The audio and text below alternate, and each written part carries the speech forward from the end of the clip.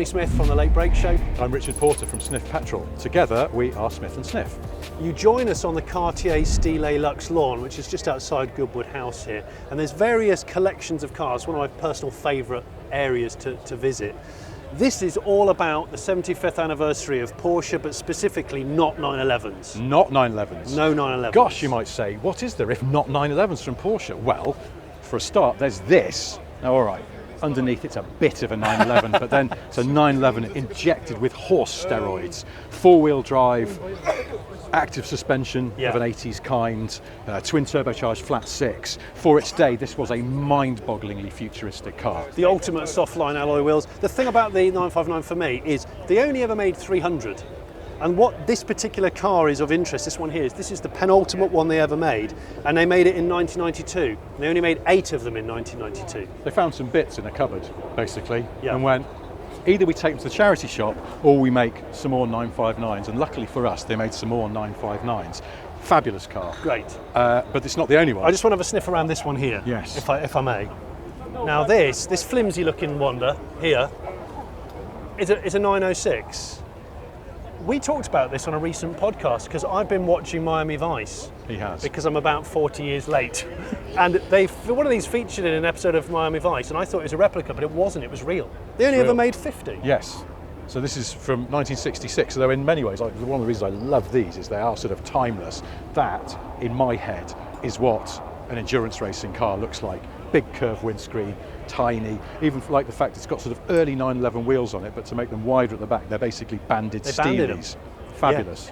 Yeah. 2 litre, yeah. 2 litre. Let's go to something with more power. Yes. So wider. Speaking of endurance racing, the 962 Racer from Le Mans, very successful car. And you'd think you would leave it there, but an Australian driver called Vern Schupper, who actually won Le Mans, said, do you know what? I think we should make the 962 into a road car. Yeah. Take the carbon chassis of the 962. Why not? We put a very heavily straked body on it, of which this is. You can see the cockpit's very Le Mans-y, and turn it into something. What's the power of this thing? Does it actually I'm glad say? you asked me that because I don't know, but I'm going to look on here and it says about 600 horsepower. And it's a ton in weight, so it flies. It's also, you might notice, quite wide. Not a problem on the Mulsanne Straight. Probably a bit of a pain in Sainsbury's car park, but nonetheless this is road legal. It's a road legal Le Mans car essentially. It's fabulous. Down here, a real little curio for you, the Porsche Carrera GT you may be familiar with. Not a commonplace car, and yet some years ago one wealthy Carrera GT owner said, not different enough. Not different enough. Went to Zagato, the Italian design house, and said, could you Zagatoize it? Now, of course, Zagato famously always used to put double bubble roofs on things, didn't they?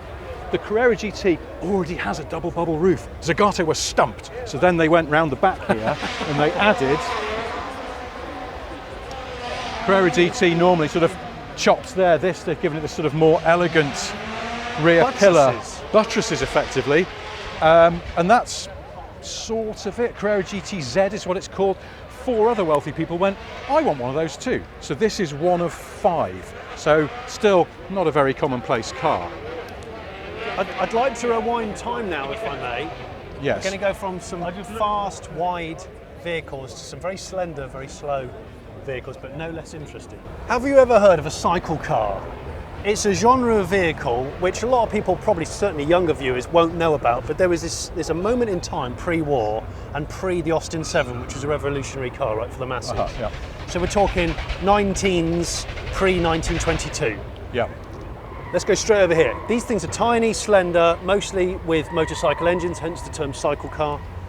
But this one here doesn't have an engine. 1927, is it? Did I get the... It is 1927. So this is post Austin 7. It's called the Auto Red Bug. The Auto Red Bug, but look, it's electric. Oh. It's a really early 2-seater Sportster. Yes, it's definitely a sports car if you're 9. But it's really, really easy to laugh at this stuff, but it's actually a huge amount of joy. Tiny, nimble. I bet it's hilarious. Yeah, low power to weight. The horn is actually bigger than the motor. And you know, without hearing it, that the horn goes... You know it will. You know it will. Because everything did in those days.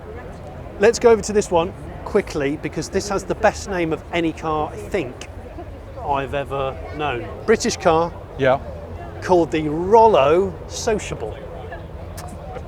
Isn't it wonderful? It's that, yes, that's very good. You say it's the best name. However, that one over there is called a Twombly. Is it really? Yeah. Since we're dealing with the slower end of things, I wanted to just come over here briefly and have a quick look at these Land Rovers. It's 75 years of Land Rover. Yeah, of course. They've assembled some gorgeous Series 1 Land Rovers here. This one, fire tender. Interesting because the front wings open up to make it easier to access the engine. I saw that back. Is that what it was? Yeah. Right. And then if we go round here, I like this one as well. This caught my eye. This is a station wagon built by Tickford. You may know for many other things that they have done in the car world, including building the Ford Racing Puma. The Racing Puma, the Capri. But this, so put a sort of more civilised body on, was at that point really a kind of working farm vehicle. Loads of glass. The first Land Rover, nerdily enough, with a one-piece single windscreen instead of a split down the middle. This looks really wide. That's its claim to fame. Yeah, not popular because unfortunately into making it a de facto car rather than a piece of farm equipment, it attracted more tax, made it twice the price of a bog standard Land Rover, so they didn't sell many. But I think a rather gorgeous curio. Don't start waving tax at farmers. Never. Look, before we walk on to the lowrider area, which is an area of personal interest, we must see this. So of course, the cycle cars, the point of cycle cars was trying to get people out of motorbikes and into cars. It's that transitional period, and that's what this thing is here. So they get people out of motorbikes by gluing a motorbike to the side of a car. So, That's but good. isn't it amazing? So you can see this motorbike and sidecar existed. Yeah. You take the bars off a bike, and I think this a lot of oily parts of this are from a Brough Superior, which is like one of the most expensive desirable motorbikes today. Yeah. And then you have a steering wheel like a car. Yeah. You all go in the sidecar, and no one's on the motorbike. Is this? Oh my God! They haven't done it to the other side. No, That's no. okay, good. This is called the Seal Sociable. I remember because Seal stands for sociable, economical, and light. They made in Manchester. Was it? Yeah, okay. One of your local vehicles in 1926. I like it now. The thing about this, I am sort of chuckling, but if you were used to having a motorbike or getting the bus, and this comes along, an affordable way to have a piece of transport that's got a roof that doesn't fall over when you leave it, it must have been mind-boggling at the time. Yeah. Or you have a child and you think, we've got a motorbike, we can't afford a Land Rover Discovery, what are we going to do? Anyway, let's go up here. Let's go look at some lowriders. Yeah. So this corner of the Style Luxe lawn is all about style and substance. It's the early days of substance. Gotcha. So it's the early days, I guess, of custom cars and hot rods. Low riding, as we know it, ignore the sort of really heavily bouncing three-wheel clowning low riders because they all kind of grew out of this scene. And this scene, I suppose, was all about post-war, mostly post-war guys who were fundamentally bored, and they either went into hot rodding by buying 20s cars that were fairly worthless and putting big power engines in them, or they wanted to be all about the looks. Again, you take a car that was old for its time, you try and spend as much time on the paint and the stunts as possible. Lowriders were never fast. It was all about trying to get them as low to the ground as possible, glamorous paint, looking like they're gliding. Is this how this sits, or is it? Or do you think it's on air? Can it go up, or is that it? This actual car, I don't know whether it's on air or hydraulics, but the roots of like the full dancing lowrider come from, again, post-war, an abundance of hydraulic landing gear from aeroplanes, and all repurposed into changing the stance of a car suspension. I did not know So that. all the early lowriders used aircraft, dumps, pumps. What's that one over there? Well, that is that car I know a bit about. That is a Mercury. I think it's a 50 or a 49. A 50. So the kind of the term custom with a K or lead sled style. The Mercury was a really popular car. 49, 50, 51 Mercury. The silhouette of it was really popular, but the tops were always chopped. So to do a chop top, you're chopping the roof off and then you're sectioning it into 6 or 8 pieces. What, and then closing it up? And then closing in and changing the rake of the windscreen, changing all the glass because you had to recut glass. Yes, yeah. And then you can choose the silhouette that you want, the profile of the roof. Yeah. It's a hell of a job. It takes hundreds of hours. This is craftsmanship, isn't it? It's gorgeous. They're so smooth and so sleek. I mean, they look to me like, I imagine they used a ton of lead to get this effect of Yeah, you fill in the gaps with lead loading to do it properly, or nowadays you'd use filler, plastic filler, but back then you'd lead load. And this particular car was quite an influential car for me. This was made by and owned by a chap called Lance McCormick from The Romance of Rust, and his son Merlin has entered the car. This car, Planet Voodoo, has been around for years. And I remember its single gold tooth in the grille. The gold tooth is a nice touch. It's just, they turn them into character cars, but like my dad always said, when they go down the road, they look like a sort of floating cloud. Yes. You can't really hear them, they're not loud engines. Well, no, but I was going to say, I'm going to assume, since I don't really know this world, that they are always a nice, lazy V8. V8 or a big 6. Oh, really? Yeah, okay. and they don't go for loud exhaust and stuff. No. It's about, you can look at the stance of this. Yeah. This is another Mercury, I'm sure. But I can hear these going past slowly. Bum, bum, bum, Yeah. bum. Wet, Low lumpy, and slow. Yeah. Just fabulous. Yeah. And it's all about the execution, the paint, Yeah. the body. It's just, they're gorgeous. Lovely things to see, things you don't see every day, certainly, even if you live in 1950s America.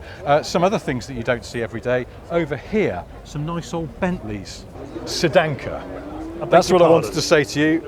This Bentley Sedanca, these are pre-war Derby built or Derby chassis Bentleys. This one is a Sedanca, as in there's no roof over the front of the cabin. Yeah. But this one, aside from the sort of fabulously badgery colour scheme, has a good story to it. It was commissioned by a lady who had a Hispano-Suiza, but she found it a little too big for London. So she asked for a Bentley. The chassis was a bit smaller and had a body that looked a bit Hispano-Suiza-ish for her London residence. And that's what this is. And that's what this area is celebrating. It's the coach-built Bentleys of the 30s. Yeah. Bentley was still based in Derby. The days when you bought a chassis and then had somebody clothe it, essentially. Yeah. So it happened over here. This one is from Park Ward, one of the most prolific of the Bentley clothers. Again, so chassis came from Derby, went off to Park Ward. They created this shell for it. There were 34 companies in Britain alone doing coach building. That's amazing. On Derby Bentleys. There were another 17 on what people used to call the continent, and that includes this one here, which was made by a French company but founded by an American to use French coach building skills to sell coach built Bentleys to rich Americans living in France. This the mother of all rear pillars. It's terrible over the shoulder visibility, but I guess maybe in those days you didn't care because there weren't any other cars on the road. Those are not fireworks. No. To the sound of some very pop-bangy things going up the hill, let's go and look at some GT1 cars. Right then, a particularly nice area of the lawn, GT1 cars. Although, strictly speaking, this isn't, but it's the Diablo GT. They only made 80 of them, using bits off GT2 Racer. Oil cooler at the front, which is why it's got that funny nostril that other Diablos don't have. Right, okay. I draw Sir's attention to the 300ZX headlights that Diablos of this era used. Carbon fibre strip there is not for decoration, it's really to cover the Nissan logo, which otherwise you'd be able to see. Is that what it was? Yeah, but these, very rare, they only made 80, and obviously it's got that scoop on the top as well. Yeah, it looks the ace. first Diablo to go up to 6 litres rather than 5.7, so it sort of set the trend for then that engine to be used subsequently with more power in other cars. Here, this is all of these. So these are all road legal. yeah, Homologation GT1. well, vehicles. this one less so, but still a very interesting car. Bugatti EB110, but not just any EB110. This is the Super Sport. So more power, 603 horsepower from the 3.5 litre quad turbo. Yes, count quad. them, V12. Love the nostrils. Yeah, this is a right-hand drive one. The only right-hand drive one. Oh. This was a prototype. They were going to make these in right-hand drive. Bugatti, as it was at that point, went bust before they could start selling them. So it's the only right-hand drive one in existence. Bloody hell. And of course, famously, the Super Sport celebrity owner, Michael Schumacher. Yes. It's a pretty ringing endorsement. Yeah, that is cool. Over here, now we are getting to real GT1 territory because this is a 911 GT1. Of course, Strassenversion. Strassenversion. 911 really only in name because I think there's probably, I don't know, a couple of nuts. Well, it's and got washers. the headlights. The headlights, in fairness, from a 996. It's got I think it's actually 996. 993 underneath, but it's also basically like 962. It's a racing car, Yeah. and they sort of slightly bent the, not bent, certainly worked Interpreted. to the furthest interpretation of the rules. It's got door handles from a 911 road car, It does, so we'll give it does. that. Look, but this back end, I remember it's just such a wide deck. Yes. Absolutely. Oh, and the rear light clusters as well. So front Yes. lights, rear lights. Yes. And in common with all of the cars here, it is road registered. Speaking of which, it brings me to this, past the tree, if you'll follow me to this Nissan R390, Nissan's Le Mans car from the late 90s, developed by TWR in the UK, styled by TWR's in-house designer at the time, Ian Callum, who went on, of course, to design many glorious Aston Martins and Jaguars, now has his own design company. A talented man who did this for Tom Walkinshaw at TWR. The second of two cars on this lawn that has Nissan 300ZX headlights. They're about the only Nissan bit on this Nissan. The backlights are from the Fiat Coupe for some reason. But what's amazing about this car is that it raced at Le Mans a couple of times. One of the drivers, Eric Comas, was promised a road-going R390 as part of his contract. But then the rules changed. The project was cancelled before they did any road-going ones. They made one just to meet the homologation rules. Eric Comas is left going, where's my car? What about my car?